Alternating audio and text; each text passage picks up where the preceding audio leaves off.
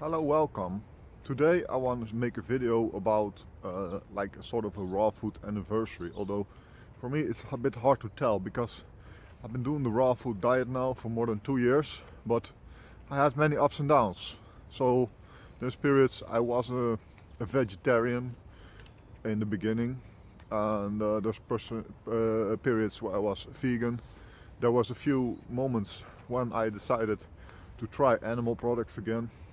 So, but this is all incidents. So, generally speaking, I could say now I'm about 2 years or 2.5 years on a raw food diet, not 100%, but on the other hand of the spectrum, I can say that I did have experience with this lifestyle in the sense that I know how to do a juice fast, how to do a fruit fast, mono fruit fast, and these kind of stuff. So I want to share with you now my experience, and I hope that you can learn something from it. So I made some notes, and let's start. So my overall opinion on the raw food diet is just great. It's just great. It's really wonderful, when you are able to absorb nutrients without spending much time on digestion.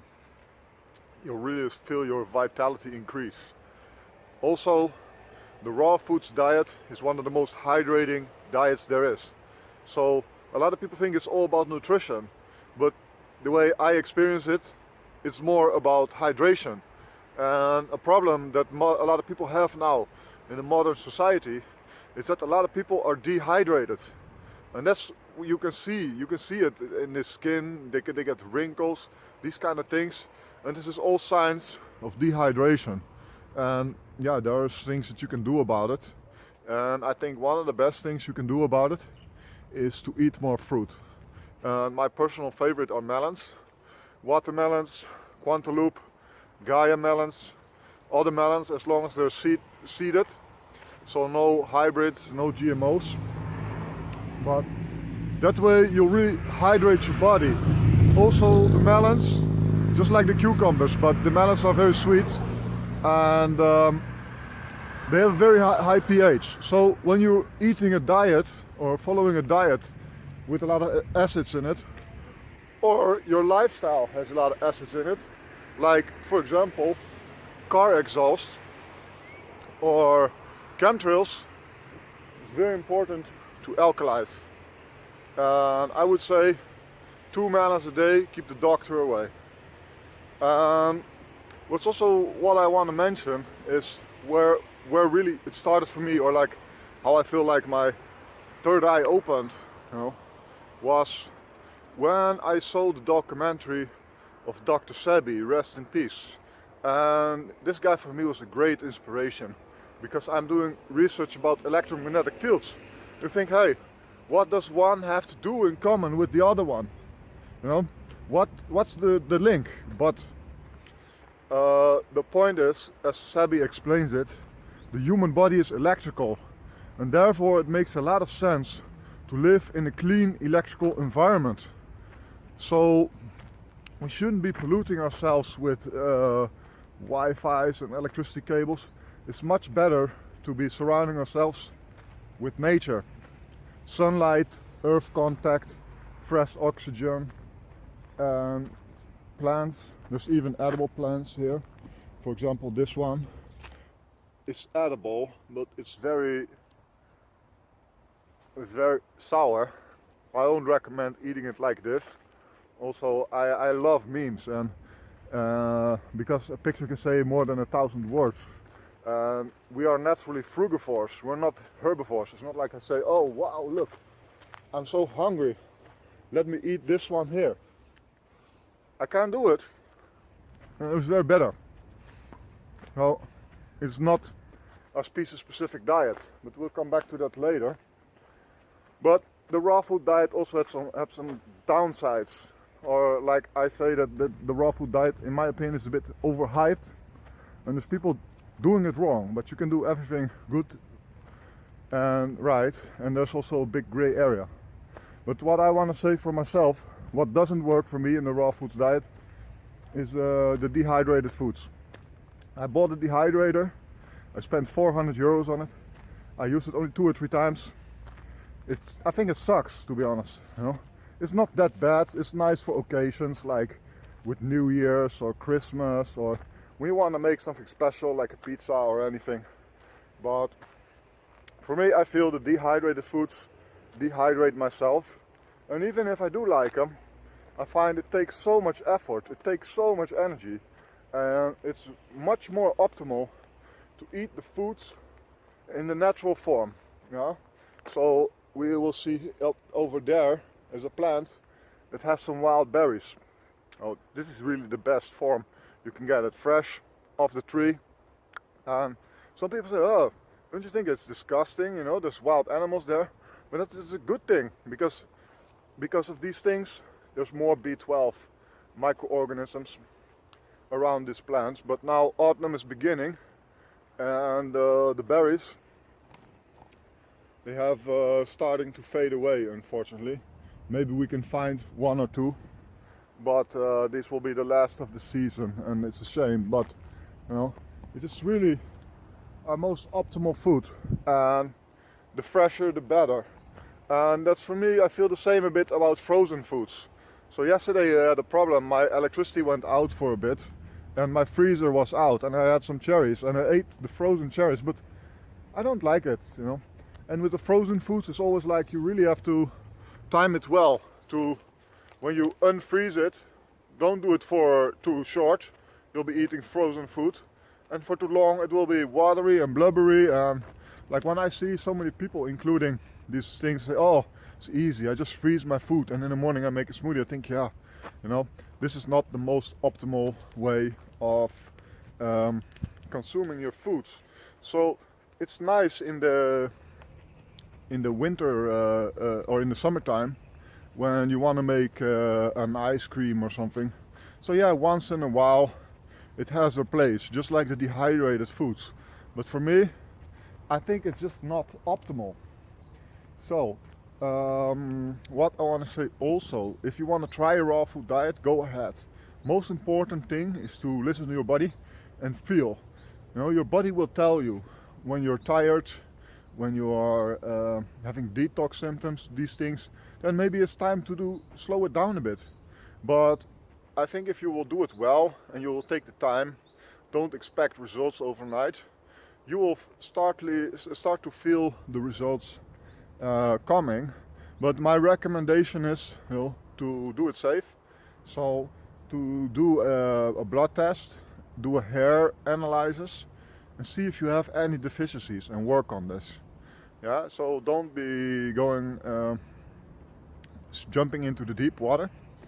But my recommendation is to have a little bit of a scientific approach. Then, okay, let's go to the next topic. I also want to say that the raw foods diet, in my opinion, is not that black and white. Like for me, now for example, I would say I'm like 80% raw, and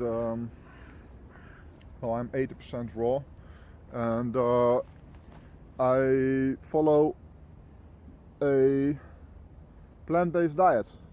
I'm not 100% vegan. I still eat honey, and very occasional, I try to avoid it as much as I can, but very occasional I had some animal products, but I just wanted to see how my body would be reacting. But I tried to limit it. And I can give you an example. I was in a convention and I saw a cake. I couldn't ignore the cake, and I ate the cake. But okay, the next day I know what to do. By the way, I have here some, this plant here has some wild fresh seeds. It's very good, very healthy for you. So to eat straight from nature is really great thing to do. But what I wanted to say is about the, not black and white, about fermentation. So when you ferment foods, for example sauerkraut or kimchi, you create probiotics. They're very good for the gut. For me, I feel like, wow, this is really amazing food. Sauerkraut, kimchi, it's nice to put it in salad, or when you go into the cooked food, or I would say sort of a yellow zone, because a lot of people say it's so black and white. Oh, this is good and this is bad. But there's also a gray zone in between. Like for example, a cooked sweet potato, I would say it's in the gray zone, it's in the middle. it's not detrimental for you. No? It's not the most healing food either, but in wintertime it can be delicious. And you put there some sauerkrauts, you replace your meat, if you eat a traditional dish. For example, here in the Netherlands we eat the traditional Dutch dish.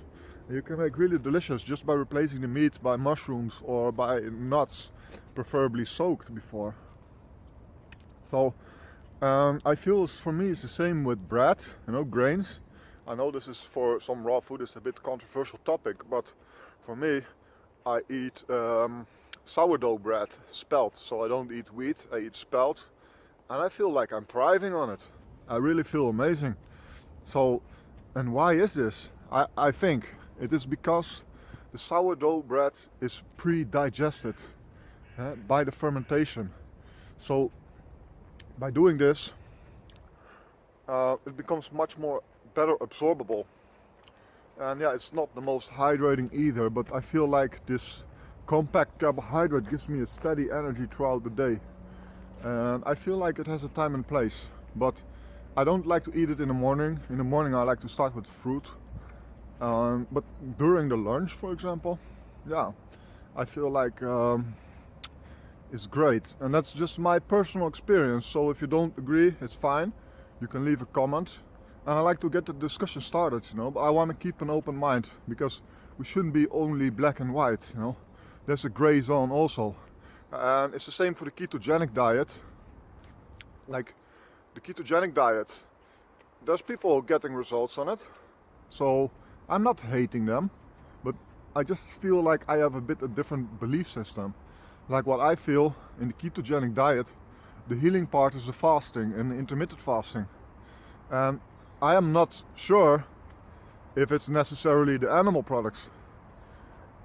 But in the end, I want to say, hey, you know, we are now 2019 and we have a future ahead of us. And the best way to do it is to do more research. And also, people can say, oh, this is healthy, but the best way is to show it. And the best way you can show it is just, for example, go run that marathon. Go pump that weights, you know. Go do that difficult yoga pose. But whatever it is, show your vitality, show your energy is the best way to convince people. I'm also working on that myself. I want to start a project with this. So if you have any tips, let me know. And okay, so let's go on to the next topic. Yeah, so bottom line is to be incorporate fasting into your lifestyle. Because also what I want to say is that for me, I have some experience with water fasting, and like I feel like when I did a few water fasts, I healed so much, you know. I saw this stuff coming out of me, the mucoid plaque and everything, after doing a fast and then breaking it with fruit.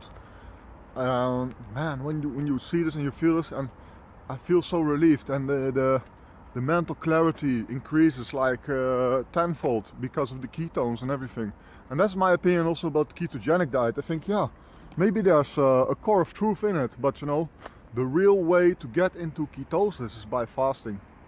Me, I would love to do a longer fast, but I want to do it only in a professional environment. And yeah, so that's just so I don't recommend doing it longer than 3 days without professional supervision.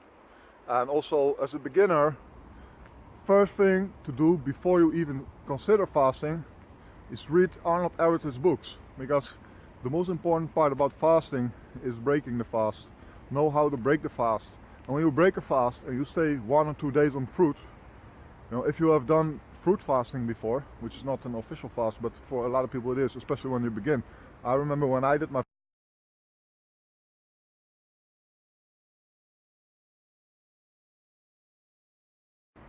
okay, I reached maximum video length, so I'll wrap it up now. This is a part 2. I'm sorry about that technical detail. So what I want to say more is that if you do a raw foods diet, also I recommend studying a bit Dr. Sebi's food list. And personally, I am not really against hybrids like lemons or like celery, but I am not a big fan of the seedless fruits. And that's what I wanted to say. Also, it's important to eat as organic as possible, although it's not always the most important, because I live close to an organic supermarket, and for example avocados there are never ripe, you know. So it's, from how I see, it's also important to make sure you eat ripe fruits and vegetables. Preferably eat them ripe and organic to be really thriving. Also, I want to talk very shortly about honey. Personally, I love it. I think with sustainable bee farming, not take everything but take a little bit, I think it's not that bad for the planet. Bees have a very important function, and if we can have more bees in the world, it would be a great thing. The species already having it difficult enough, but always buy organic honey. Dried fruits, yeah, it's the same with the dehydrator. I'm not a big fan of it, but it has the type in place, especially dates. I love dates, so and I also like date syrup as a sweetener. Then I want to tell a bit about what's also important, was important for me. That's when my kidneys started to filter. So that's important. Clean the kidneys, clean the colon. You know, there's ways to do it. I will not go into detail about that now, but for the rest, there's also other factors regardless of food, and that any holistic health professional will recommend for you. These things are like meditation and breath work, exposure to sunlight, being in nature, and also what I recommend myself is to create a clean electrical environment, lower your EMF exposure, you know, because these frequencies are artificial and we need to be surrounded by natural frequencies. Make sure also to ground yourself 20 minutes a day, you know, 20 minutes a day, and by grounding the earth is negatively charged. Inflammation in the body is positively charged. So when you ground yourself, the plus and the minus, they neutralize out. Yeah, I wanted to talk about juicing also, but I think I will do that in another video. I think juicing is a great way, especially if you have deficiencies, but it's not really necessary. If you eat whole foods, you can achieve a lot. Also, I coach some people, and a lot of people, they don't have the time or the money to make the juices. So in that way, I would say just go fruits and eat your salads, maybe eat your steamed, your gray area foods like the cooked sweet potatoes, or like the Dr. Sebi's diet with the quinoa and stuff. And I think that's about it. Yeah, proper sleep. Me, I like to wake up without an alarm. I would love to do that for the rest of my life if possible, but yeah, you have to make money, so this is also finding a balance, but it's really recommendable when you're healing to get good sleep. And cold and warm water therapy, so cold showers and go to the sauna regularly. This is also very beneficial for you. So I think this was it. I have to wrap up also now because of the video memory. I hope that you learned something. If you have questions, let me know.